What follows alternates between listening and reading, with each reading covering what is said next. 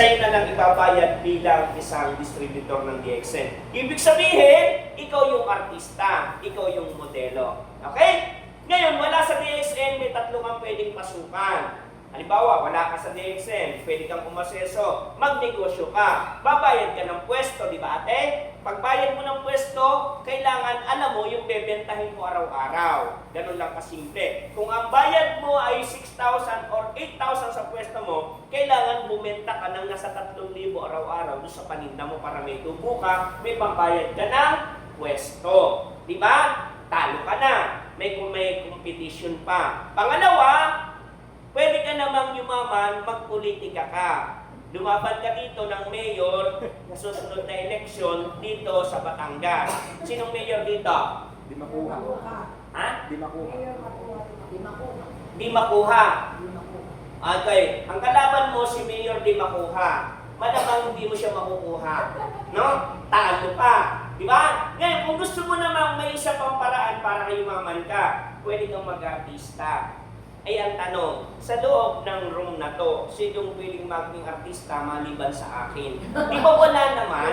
Ibig sabihin, DXN, no, parang ayaw mong maniwala, eh, di ba?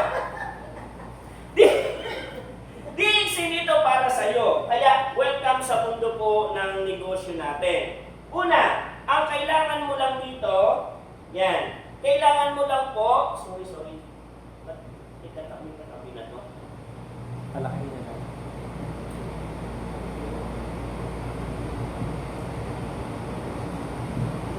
Okay. Ang kailangan mo lang dito,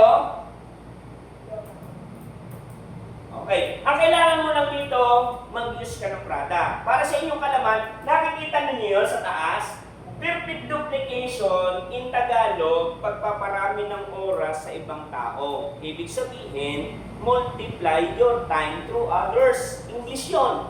Di ba? Kaya realidad ng buhay, maghahanap ka lang pala dito na maalang maligo, mag-toothbrush, mag-shampoo, magkape. Ngayon, papaltan mo lang yung Colgate mo, papaltan mo lang yung Nescafe mo, papaltan mo lang yung mga kape mo sa bahay, yung kape mo na hindi naman nabebenta. Anong gagawin natin? Use the product, share the business, at mag-invite ka ng tao. Yan lang ang pupukusan mo. Hindi mo na kailangan galingan. May mag-speaker naman, ipaliwanag mo lang yung ganda ng product. Tingnan mo, yung perfect duplication. Halimbawa, si ate, meron kang jeep, isa lang ang jeep mo. Pag nasiraan, may kita ka pa ba? Wala na. Gawin mong 10 ang jeep mo. Yayaman ka. Kasi hindi man lumabas yung 5, may 5 papasada. Pero ang tanong, kailangan ikaw ay pasensyoso. Kasi maraming driver na balasubas din. No? Sasabihin sa'yo, wala po kung may ratio, kailangan sa susunod na lang. Ditalo ka na. Kung may tindahan ka naman, sino nakaranas dito magtayo ng tindahan? Sari-sari store. Okay. Kagaya niya ate, may tindahan ka. O ilan kayo sa tindahan nyo? Mag-asawa lang kayo. Di ba? Sino pa dito nakaranas magtayo ng tindahan? Ayan, si ate, ikaw. Ilan kayo sa bahay nyo? 8, di ba? Nagbukas ka ng tindahan, marami kang paninda. Kasi unang bukas mo pa lang. Paglipas ng 3 buwan, wala ka nang makita. Clear ng lahat. Kasi napautang mo na. Nagagalit ka na, naniningil ka na. At kaya hindi umangat yung iyong paninda kasi 8 kayo. 8 rin kayong nangungupit.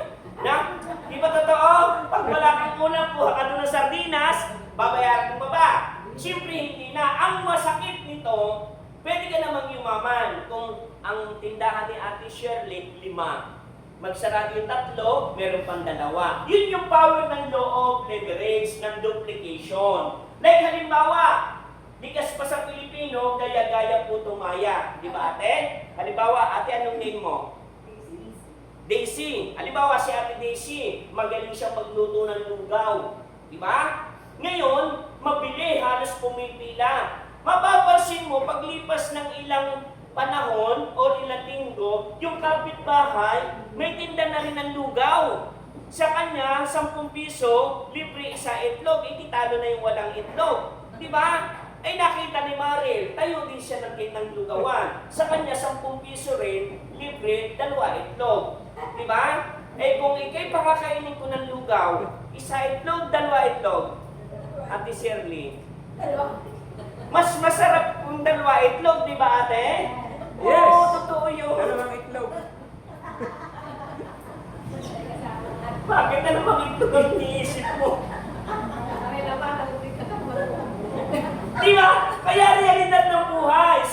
Sa negosyo, laging may kakompetensya. Ngayon, sa DXN, pag ipinasok natin ang DXN, meron namang walang kakompetensya. Ang problema, sa pag-DXN mo, maraming nang-uupat Ate Daisy. Sasabihin sa iyo, ano ba naman ikaw, Daisy? Ba't magaganyan ka pa? Kung kailan ka tumanda, saka ka nagkaedad. Di ba? Kaya sabi ko nga sa iyo, realidad, kaya niyong mag-DXN at kaya